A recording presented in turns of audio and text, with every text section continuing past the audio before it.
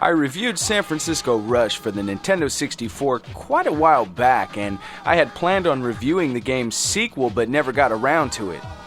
Recently, I plugged in my N64 and was looking for a game to play, and that's when I came across Rush 2, and once I started playing it, I remembered just how much I actually enjoyed this game. Unlike San Francisco Rush, which saw an arcade release and multiple home console ports, Rush 2 was a Nintendo 64 exclusive title. Whereas its predecessor only allowed racing throughout the San Francisco Bay Area, Rush 2 takes place across the entire US of A.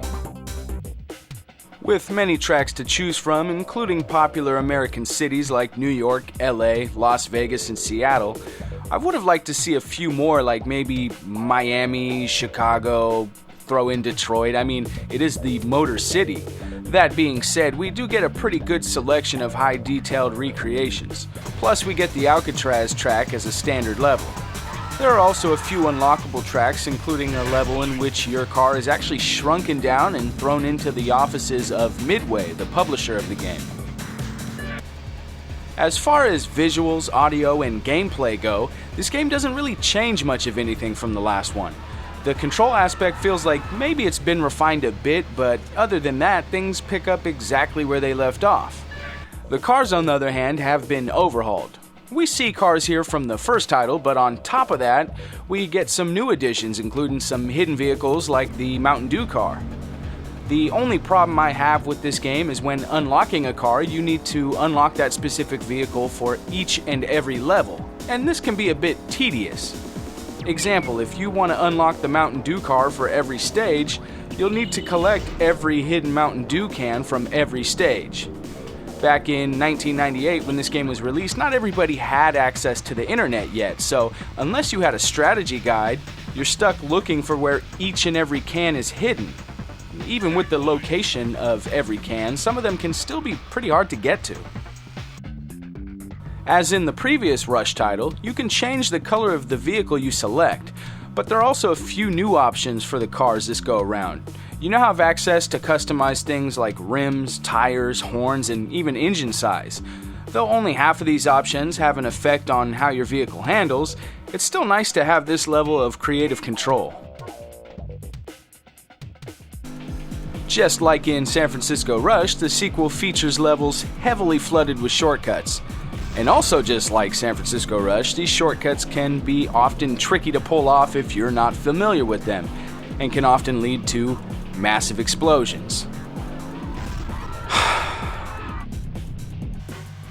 I absolutely love the level of detail found in every single track. They managed to really capture the feel of each location, and part of the reason for that is the level structure. Games like Cruisin' USA featured some of the same cities, but the tracks were so linear and limited that when compared to a game like Rush 2, they feel very basic.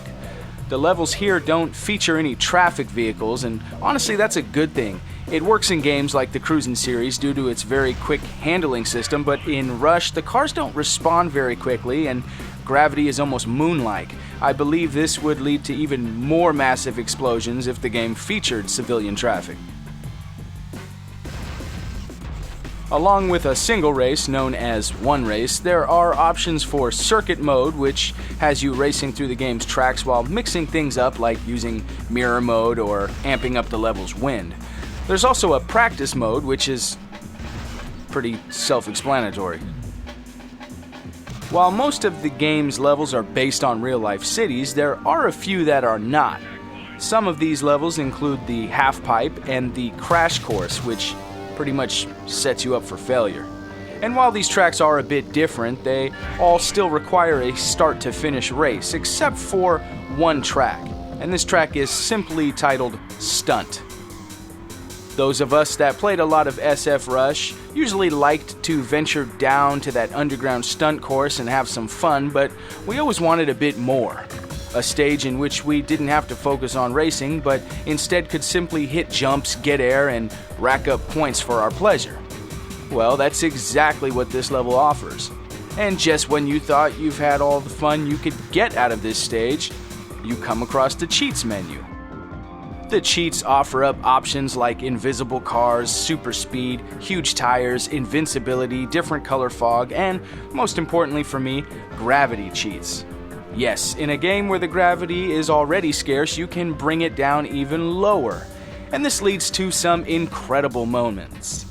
Gravity cheat plus stunt course equals endless fun.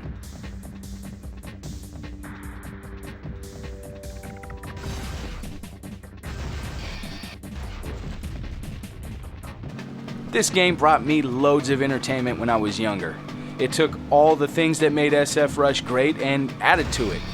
It's one of those rare N64 games that's really withstood the test of time in my opinion. I still have a lot of fun every time I play this game. There was a sequel, Rush 2049, for multiple consoles, but that was pretty much the end of the series, unless you include that abomination that was LA Rush for the PS2 and Xbox. Oh god, I might actually have to review that game one day. I know it'll never happen, but I would love to see a current-gen sequel that takes this series back to its roots.